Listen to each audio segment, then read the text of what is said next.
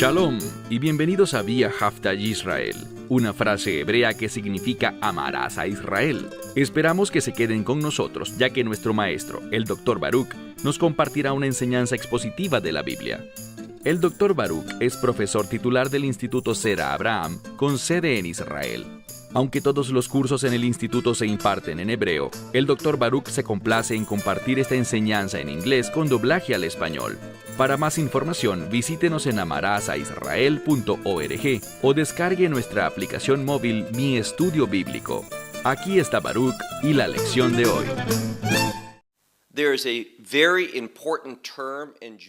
Existe un término muy importante en el judaísmo, y ese término es Yemot HaMashiach. Se puede traducir literalmente como los días del Mesías. Y usualmente, desde la perspectiva del judaísmo, se refiere a lo que para nosotros sería la segunda venida, cuando Él vendrá a establecer su reino, a derrotar a los enemigos de Israel, los enemigos de Dios, e introducir ese período de justicia, rectitud, santidad y paz verdadera. Y desde nuestra perspectiva, estamos de acuerdo en que Yemot HaMashiach se refiere a la obra, a las acciones del Mesías, pero no solo las acciones que hará cuando regrese, sino también lo que ya hizo cuando vino la primera vez. Y cuando observemos el pasaje de las Escrituras que estudiaremos hoy, veremos que la frase Yemot HaMashiach, en su sentido más integral, que incluye no solo lo que hará, sino lo que ha hecho, estas cosas se ven allí claramente. Son como profecías para nosotros que nos han sido reveladas a través de estos eventos de la vida de José. Dicho esto, toma tu Biblia y ve conmigo al libro de Génesis, capítulo 45. Génesis, capítulo 45. Les he compartido varias veces que es apropiado que nosotros entendamos la vida de José como una especie de prototipo de la vida del Mesías, lo que significa que cuanto más estudiemos a José, más podemos entender acerca del Mesías, especialmente su primera venida, pero también hay implicaciones para su segunda venida que podemos aprender de la vida de José. Recordarán que los hermanos volvieron a viajar de la tierra de Canaán a Egipto para comprar más grano y se encontraron con José, comieron con él, se regocijaron, pero tengamos presente que no lo reconocieron, a pesar de que vimos que José sí los reconoció a ellos de inmediato. Y muchas veces, debido a las palabras de José, por lo que él les dijo, lo que experimentaron, lo que estaba sucediendo en sus vidas, se vieron obligados a pensar en él. De hecho, dijeron que todas estas cosas les estaban pasando por lo que habían hecho a su hermano José, pero nunca llegaron a la conclusión de que esta persona con la que hablaban, trataban y ahora comían, era José. Incluso, en un pasaje que ya estudiamos, ellos vieron que José tomó a Rubén y lo puso de primero, y luego tomó a Simeón y lo puso de segundo, luego tomó a Leví y lo puso de tercero, y luego tomó a Judá y lo puso de cuarto, es decir, los puso en orden según su nacimiento. Y ellos quedaron asombrados por eso, pero nunca pensaron, bueno, nosotros vendimos a José a unos egipcios. Tal vez este sea José. Nunca lo pensaron. Y eso tiene un gran significado teológico. Pero ahora, en el capítulo 45, veremos el reencuentro. Y es teológicamente muy significativo cómo ocurrió este reencuentro. Miremos el verso 1. Génesis capítulo 45, verso 1. Están todos juntos y leemos. Y José no podía ya contenerse, de revelar quién era Él. Ahora, esta palabra implica algo. Fue Dios quien le impidió hacerlo antes. Él quiso hacerlo muchas veces, pero no lo hizo debido a una instrucción que recibió de Dios. Sigamos leyendo el verso 1. Y José no podía contenerse ante todos los que estaban con él. Y aquí está una verdad importante. José está ahí con sus hermanos y ya no podía contenerse más. Él quería revelarles quién era. Pero en ese momento había muchos, y la palabra que leemos en el verso 1 es Lejo ha nitzavim alav. Todos los que estaban allí para él, es decir, a su servicio. Esos eran los siervos egipcios que estaban allí para el bienestar de José y para hacer lo que él les mandara hacer. Leemos aquí que él hizo algo. Vaikra, él hizo un llamado, es decir, dio una orden. Hotziu, es decir, que los mandó a salir, que se fueran todos los que estaban con él. Y ningún hombre se quedó con él cuando José se dio a conocer a sus hermanos. Ahora, este verso es muy importante. José estaba solo, no había ningún egipcio, no había ninguna otra persona, solo José y su familia. Esto es importante, porque esto nos dice que cuando el Mesías regrese, vendrá con el propósito de darse a conocer al pueblo judío, para que haya esa restauración, que se producirá con los que estén aún vivos de entre el pueblo judío cuando el Mesías regrese. Sigamos leyendo el verso 2. Cuando esto ocurrió, cuando se dio a conocer, vemos que dio su voz con llanto. Lloró amargamente, eso es lo que debemos entender de esto. Y Egipto escuchó. Y aquí no dice algunos egipcios, dice y Egipto escuchó. Y no solo eso. Y la casa del faraón escuchó. Es decir, tanto su líder como la nación entera. Ahora, ¿qué podemos interpretar de eso?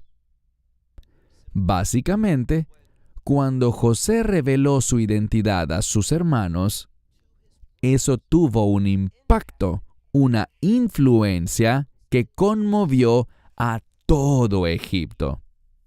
Ahora, les he compartido muchas veces que en las Escrituras, cuando aparece la palabra Egipto, no debemos pensar solo en Egipto, sino verlo como algo simbólico para efectos de revelación. La palabra Egipto también se refiere al mundo, y esto es lo que las Escrituras nos dicen. Cuando el Mesías, en esos últimos días, en su segunda venida, cuando el pueblo judío lo reciba, cuando se reencuentren con él, eso va a impactar al mundo, y dice aquí, la casa del faraón, es decir, los líderes del mundo. Cuando Israel llegue a la fe en el Mesías Yeshua, eso ciertamente traerá un cambio de liderazgo y cambios en todo el mundo. Esta es una de las cosas que debemos entender de este pasaje. Y, en segundo lugar, notemos algo que dice en el verso 3. Y José dijo a sus hermanos, «Yo soy José. ¿Mi padre aún está vivo?» José reveló su identidad. «Yo soy José». Y lo primero que preguntó fue, ¿mi padre aún está vivo? Pero sus hermanos no podían responderle. Ellos no pudieron responder, quedaron muy sorprendidos por la identidad de esta persona, de este gobernante, de este líder del mundo. Se asombraron al saber que en realidad él era su hermano José. Y esto nos dice que el pueblo judío, cuando el Mesías revele su identidad, cuando sepan quién es realmente el Mesías, estarán asombrados, se quedarán sin palabras, no podrán responder. Y hay otro mensaje significativo que aprenderemos en un momento. Dice aquí, no pudieron responder porque tenían miedo delante de él. Ahora, ¿por qué tenían miedo? Tenían miedo por cómo habían tratado a José, por lo que le habían hecho al rechazarlo. Pero veamos qué les respondió él a ellos. Verso 4. Pero, es decir, en contraste con esto, José les dijo a sus hermanos, acérquense a mí, por favor. Y ellos se acercaron. Y aquí les dice por segunda vez. Y él dijo, yo soy José, su hermano, a quien ustedes vendieron. Me vendieron a Egipto. Ahora, no solo a Egipto, sino que significa hacia Egipto. Y lo que se enfatiza no es la palabra Mitzraim, sino la palabra Mitzraimah. ¿Y cuál es la diferencia? La letra Hei al final. Mitzraim se refiere a Egipto, a ese lugar, pero Mitzraimah se refiere a ir a Egipto, ir hacia Egipto. Y lo que los eruditos enseñan es que esto habla de su rechazo. Ellos lo alejaron porque no querían tener una relación con él. Y él dice algo muy importante. Yo soy José, aquel a quien ustedes vendieron hacia Egipto, aquel a quien enviaron al mundo en lugar de retenerlo para ustedes mismos. Veamos ahora el verso 5. Y ahora, no se entristezcan y no se enojen, que no haya enojo en sus ojos, porque me vendieron acá. ¿Por qué? Porque Dios lo usó. Dios hizo algo con eso. Dice, para sustento, Dios me envió delante de ustedes. Ahora, debemos tener mucho cuidado. Muchas personas leen esto y hacen deducciones incorrectas. Sacan conclusiones totalmente equivocadas. Esto es lo que algunos dirían. ¿Sabes qué? Fue la voluntad de Dios que José fuera a Egipto. De modo que los hermanos solo estaban haciendo lo que Dios quería que hicieran al venderlo a los egipcios. Y al final, todo salió bien. Todo esto fue la voluntad de Dios. Eso es incorrecto. No es así. El problema es que esa interpretación surge al leer esto de forma aislada e ignorar una buena parte del carácter de Dios, lo que la palabra de Dios dice acerca de Él. Dios no es alguien que cause pecados. Dios no tienta a las personas para que hagan lo malo. La voluntad de Dios nunca es hacer pecar a alguien para que su voluntad se manifieste. Nunca, jamás. Eso va en contra del carácter de Dios. Y aquí está el problema. Las personas enseñan eso con una comprensión errónea de la soberanía de Dios, una comprensión errónea del concepto bíblico de elección, y también confunden lo que la Escritura dice acerca del concepto de predestinación. Toman estos términos y los malinterpretan. Los entienden incorrectamente. No debemos confundir la soberanía de Dios, y ciertamente Él es soberano, con el hecho de que Dios pueda convertir lo malo en algo bueno para que sus propósitos originales se cumplan. No piensen que Dios es quien causa el pecado, quien causa la desobediencia y ordena que esa sea la manera para que su voluntad se manifieste. He hablado con muchas personas que han adoptado una verdad distorsionada Al creer que Dios es la causa, han pervertido la comprensión de la soberanía para hacer creer a la gente que todo lo que sucede en el mundo lo ha causado Dios, que Él es la causa de todo, porque si sucediera algo que no fuera la voluntad de Dios, eso infringiría su soberanía. Pero ese no es el mundo que Dios ha creado, esa no es la soberanía que la palabra de Dios revela. Todo el tiempo suceden cosas que no son la voluntad de Dios. ¿Y qué son? Pecado. Ahora, esta es la vergonzosa consecuencia de esta teología incorrecta. Y como he comentado, yo viajo mucho, doy conferencias y después comparto individualmente con las personas que se me acercan y me hacen preguntas. Y muchas veces se me acerca gente joven que me dice, necesito compartir algo personal contigo. Y me cuentan sobre una acción pecaminosa que han hecho. Y luego me dicen, ¿esto fue la voluntad de Dios? Y les digo, no, Dios no quería que hicieras eso. Ahora, ¿eso significa que Dios no puede redimirlo? ¿Que Dios no puede usar eso y convertirlo en algo bueno?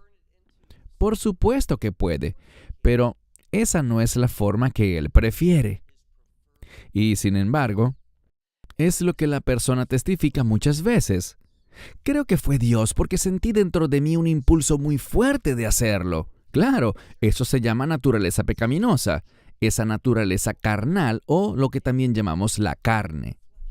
Y dicen, sentí un gran deseo de hacerlo, y como me enseñaron que todo lo que pasa es la voluntad de Dios, pues me rendí. Yo sucumbí a la tentación. Dejé de orar para no hacerlo y simplemente lo hice. Y desde entonces han sucedido muchas cosas malas. Le he causado dolor a las personas y eso ha tenido consecuencias, ha destruido relaciones. A veces los jóvenes se cansan, tienen deseos, actúan de manera adúltera y eso ha destruido matrimonios y familias. Ya no tienen una relación con sus hijos. Han perdido esa relación con ellos.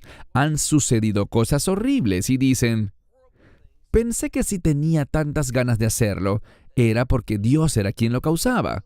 Yo les digo, pero eso era pecado. Y dicen, pero Dios lo usa. Puede ser que Dios lo use, o puede que no. Dios castiga el pecado y estás cosechando las consecuencias de esa mala decisión. Ahora, ¿puede Dios redimirlo? Sí. ¿Puede traer reconciliación? Claro. ¿Está obligado a hacerlo? No. Y aquí está el problema. Lo que vemos aquí debe entenderse a la luz del consejo de Dios. Un ejemplo de eso es Génesis 26. Recuerdo haber tenido un debate. Estábamos con un grupo de personas. La mayoría eran pastores y provenían de colegios bíblicos. Había teólogos. Y estábamos tratando este mismo tema, este mismo pasaje. Y alguien señaló que había 3 distintas ocasiones en que se nos dice que Dios envió a José allí. Era la voluntad de Dios que estuviera allí. Bueno, Dios lo usó. Pero, ¿esa era la única forma en que Dios traería provisión? Y la respuesta es que no. Les dije a estas personas en esa conversación que tuve con ellos hace unos 2 o 3 años, ¿qué hay de lo que Dios enseñó en Génesis 26? Y ninguno de los que defendía su argumento de que esa era la forma correcta de entender la soberanía de Dios, que Dios fue parte de eso, que Dios fue la causa de que los hermanos vendieran a José como esclavo, y no era así. Dios no fue glorificado por eso. Dios no quería eso. Eso fue una desobediencia, eso fue pecado. Yo les dije, ¿qué hay de Génesis 26? Ni uno de ellos sabía lo que decía ese capítulo. Es la historia de cuando Isaac iba a bajar a Egipto. ¿Por qué? Porque había hambruna en la tierra. No había sustento. ¿Qué le dijo Dios que hiciera? No vayas a Egipto, sino siembra en la tierra. Planta allí. Nadie pensaría en hacer eso porque no había agua. Y plantar semillas en una tierra que está en medio de una hambruna seria es una tontería, excepto que Dios te dijo que lo hicieras. Ahora, cuando Dios nos dice que hagamos algo y lo hacemos, seremos los recipientes de la bendición del Dios soberano. Dios, que es soberano, puede tomar esa tierra que normalmente no produciría nada y hacer que produzca una gran cosecha. Y como Isaac se quedó en la tierra y sembró la tierra en medio de una hambruna, se convirtió en un testimonio. Así que Dios no necesitaba que la gente fuera a Egipto para que encontraran provisión. Eso lo vemos en Génesis 26. Esto es lo que debemos recordar. Los hermanos estaban muy alejados de Dios. No querían el propósito de Dios. ¿Por qué digo eso? Dios le dio sueños a José. Y en esos sueños, como lo hemos hablado, había revelación. ¿Y qué hicieron? Ellos rechazaron la revelación dada por Dios a través de José, hasta el punto en que querían matar a José para que no sucediera lo que Dios había revelado. Estas personas estaban muy alejadas. Desobedecieron a Dios con lo que le hicieron a José. Pero lo que estamos aprendiendo aquí es que Dios va a producir un cambio espiritual en estos hermanos. Y como ellos pecaron, Dios iba a usar eso. Esa no era la mejor manera, no era la forma original en que Dios quería que pasaran las cosas. Pero Dios no se sorprendió. Nada de esto tomó por sorpresa a Dios. Él puede manejar cualquier situación, pero debes recordar algo.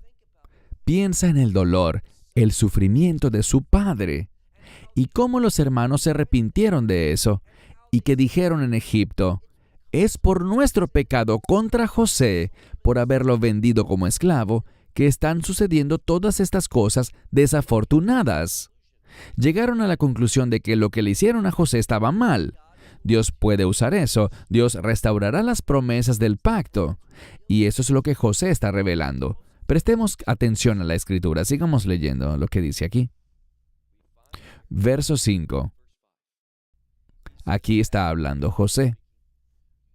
No estén tristes, no se enojen en sus ojos. Es decir, no dejen que esto sea algo malo ante sus ojos. Porque ustedes me vendieron acá para sustento. Dios me envió delante de ustedes.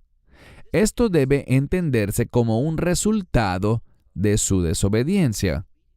Dios me envió aquí. Él está usando esto porque tiene un llamado en mi vida. Y Él cumplirá ese llamado. Por la desobediencia de ellos, han sucedido muchas cosas malas. José ha sufrido mucho. Ellos han sufrido debido a su pecado. Jacob, quien es inocente en todo esto, ha sufrido porque pensó que su hijo estaba muerto, que había sido despedazado por unos animales. Pero Él les dice, no se enfoquen en eso. Dios lo está usando. ¿Para qué? Para el sustento de sus vidas. Verso 6. Pues van 2 años de hambruna en medio de la tierra, y aún quedan 5 años más, en los cuales no habrá arada ni habrá cosecha. Así que dice, entiendan algo, lo que Dios quería hacer era usarme como un salvador. Él podría haberlo hecho en la tierra de Israel. Dios es capaz de proveer para su pueblo en cualquier lugar. Pero ellos lo rechazaron. Ellos rechazaron a José. Recuerden algo. La visión era esta. El sueño que vimos fue que iba a haber estos manojos de provisión. Pero encontramos que José iba a ser el líder. Iba a tener una superioridad porque Dios lo eligió. Ellos rechazaron eso. Así que esto podría haber sido en la tierra de Canaán, pero debido a la desobediencia, encontramos que Dios se iba a mover para enseñarle su verdad al pueblo en el exilio. Así que cuando nos rebelamos contra Dios, nos encontraremos en el exilio. Pero Dios no destruirá este pacto. Él obrará para cumplirlo y provocar un cambio espiritual en las personas. Es lo que hemos visto en los últimos capítulos. Vimos a Dios moverse. Instruyó a José a hablar y actuar de manera que llevara al pueblo al arrepentimiento. Leamos el verso 7. Y Dios me envió delante de ustedes para hacerles sharit, para que puedan tener un remanente en la tierra y mantenerlos con vida para ¿un gran qué? Y esta palabra es litá, que significa escape o refugio. Así que habrá un gran refugio. Y esto tiene que ver con este concepto que se da cuando las personas salen huyendo de un país para escapar de él y son refugiados, van a otro país en busca de refugio. Y esto es lo que él dice aquí. Dios me usará para ser un gran refugio para ustedes, para su sustento. Pasemos al verso 8. Y ahora, dice aquí, ustedes no me enviaron aquí, sino Dios. Dios me ha puesto como padre de Faraón y como señor de toda su casa y como gobernante en toda la tierra de Egipto. Ahora, el verso 8 es muy importante. Haremos una pausa aquí por unos minutos. Él dice, ustedes no me enviaron aquí. Y eso es cierto, ellos solo querían que se fuera. No querían nada de la revelación de Dios. Así que Dios dice, bueno, tengo un propósito, y como ellos no recibieron mi revelación y no aceptaron a José, ¿qué es lo que haré? Los enviaré a Egipto. ¿Qué representa Egipto? El mundo. Y el lenguaje que él usa aquí es muy importante. Él dice, me han enviado para ser un padre para Faraón. ¿Quién es el Faraón? El líder. ¿Qué es un padre? Un proveedor. Así que él dice, haré de ti un proveedor y señor de toda su casa. Ahora, el Faraón era el líder del mundo. Recuerden que Egipto representa al mundo. Y encontramos aquí que José será un proveedor. También será señor de toda su casa. Ahora, esto tiene que ver con heredar el mundo. Y luego dice, Moshel, de toda la tierra de Egipto. Egipto es el mundo, así que gobernante sobre todo el mundo. Esto es lo que ha ocurrido. No fue sino hasta que los hermanos pudieron ver a José en esta posición de liderazgo absoluto sobre el mundo, que estuvieron dispuestos a postrarse ante él. No estuvieron dispuestos a hacerlo en la tierra de Canaán. No estuvieron dispuestos a hacerlo de la manera original de Dios. Así que Dios dijo, muy bien, los llevaré a Egipto, los llevaré al exilio, los haré pasar una gran necesidad, y solo de esa manera estarán dispuestos a someterse al líder que yo designé. Ahora, hay una palabra muy importante. Vemos la palabra padre. Vemos la palabra señor, Adón, gobernante. Y la segunda palabra que también significa una especie de gobernante es la palabra Moshel en hebreo. Esta palabra es muy significativa desde el punto de vista profético. Es posible que todos los que escuchan esta lección conozcan esta gran profecía del libro de Miqueas. Miqueas, capítulo 5. En español es el verso 2, pero en hebreo es el verso 1. Mismo verso, pero con diferente numeración en la Biblia en español comparado con el hebreo. Y esa es la gran profecía que habla de Belén.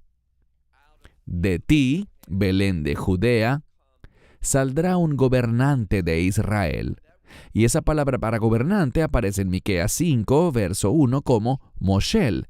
Y los rabinos destacan esto. Ellos entienden que esa es una profecía mesiánica y entienden que la palabra Moshel es muy importante.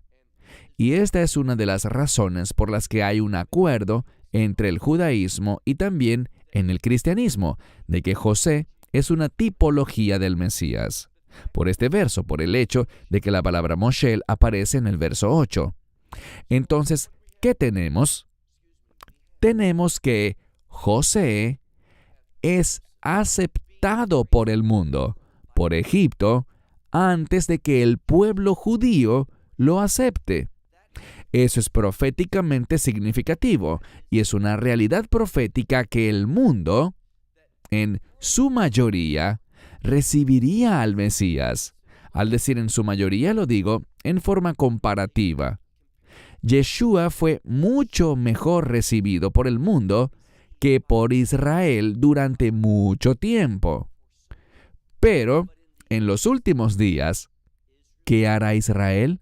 Lo recibirá. Eso es lo que nos dice el texto. Primero será recibido por el mundo, luego será recibido por Israel. ¿Todo el mundo? No. ¿Todo Israel? No. Pero ahora estamos hablando de forma general. Así que Él es un gobernante de toda la tierra de Egipto. Noten lo que dice en el verso 9. Les está hablando a sus hermanos y les dice, «Dense prisa, vayan con mi padre y díganle, así dice tu hijo José, Dios me ha puesto como Señor sobre todo Egipto. Ven a mí y no estés parado, es decir, no te demores». Jacob es llamado por su hijo José, que pensó que estaba muerto, pero está vivo. Y todo esto es un contexto que se asemeja a la resurrección. Jacob pensó que su hijo estaba muerto, pero ahora está vivo. Él dice, no te demores, ven a mí. Verso 10.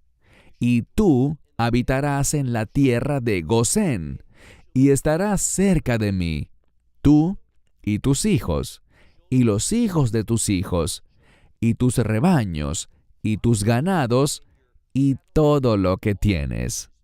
Y te sustentaré allí, porque aún quedan 5 años de hambruna. Y al final dice, Pen Tivá Resh. Y esta palabra que vemos aquí, Tivá Resh, viene de la palabra Laresh, que significa heredar. Todas las Biblias que he consultado lo traducen siempre como para que no te empobrezcas.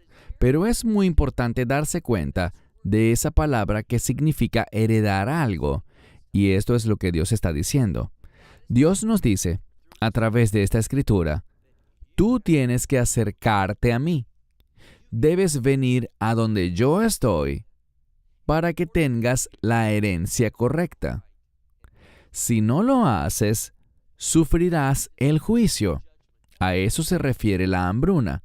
Si no respondes, si no vienes a mí bajo mis condiciones, entonces heredarás lo que no quieres. Tendrás la herencia equivocada. Y luego dice en el verso 12, tú y tu casa y todo lo que es de ti. Ahora, esa última parte del verso es una frase inclusiva. Todos tienen que hacer eso, no solo Jacob. Si no quieres la herencia equivocada, si quieres heredar la pobreza, si quieres experimentar una hambruna, es decir, el juicio de Dios, entonces simplemente haz lo que quieras. Pero si respondes a la voz de José, recuerden que José es una tipología del Mesías. Si respondes a la voz del Mesías, no tendrás una herencia mala, tendrás una herencia divina. Eso es lo que está diciendo. Y ahora pasemos al verso 12. He aquí, sus ojos han visto, y los ojos de mi hermano Benjamín, porque mi boca les ha hablado. Así que es un testimonio. Ustedes lo han visto. Benjamín lo ha visto. Y ahora deben responder a las palabras de mi boca. Verso 13. Y cuéntenle a mi padre toda mi gloria en Egipto. Ahora, ¿qué está diciendo? Esto es para mostrar la gloria del Mesías, lo que Dios ha hecho a través de él, lo que Dios lo ha llamado a ser. Sigamos leyendo. Verso 13. Dice, sus ojos han visto.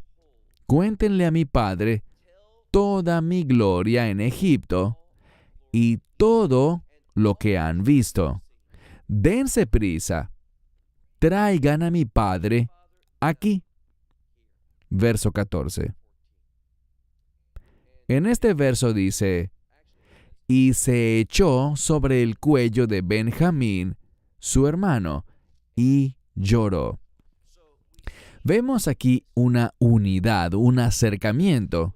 Esta familia está sanando y está siendo restaurada.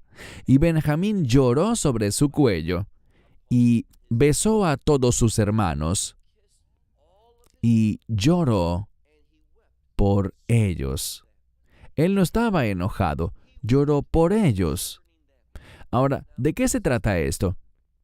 Él reconoce todo el sufrimiento, todo el dolor, toda esta desgracia que les ha sobrevenido porque ¿no hicieron qué? No respondieron a la revelación de Dios. Entiendan que este dolor, este sufrimiento que Israel experimenta, ahora también lo padece el mundo porque esta hambruna afecta a todo el mundo. Y lo que esto nos dice es que si Israel está bien con Dios, el mundo será bendecido. Si Israel no está bien con Dios espiritualmente, entonces el mundo sufrirá. Israel es la herramienta de Dios para mediar las cosas en el mundo. Las Escrituras así lo revelan, y hoy cerramos con el verso 15. Y besó a todos sus hermanos, y lloró por ellos. Y después, dice aquí, hablaron con él. Ahora lo importante aquí es esto. Hasta este momento estuvieron en silencio. Recuerden que cuando les dijo quién era él, la primera vez, no pudieron responder. Solo pudieron hacerlo la segunda vez. Y esto me hace recordar algo que está en las Escrituras. Vayamos un momento al libro de Hechos, capítulo 7. Es un pasaje muy importante en el que Esteban testifica ante el Sanedrín y elige señalar cosas muy significativas de la historia de Israel. ¿Y qué dijo él? Veamos Hechos capítulo 7, verso 13, donde dice, la segunda vez, José fue dado a conocer a sus hermanos. Te animo a leer toda esta sección y que veas cómo resalta este pasaje.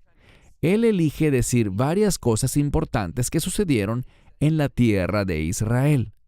Cosas significativas que eran buenas y otras malas.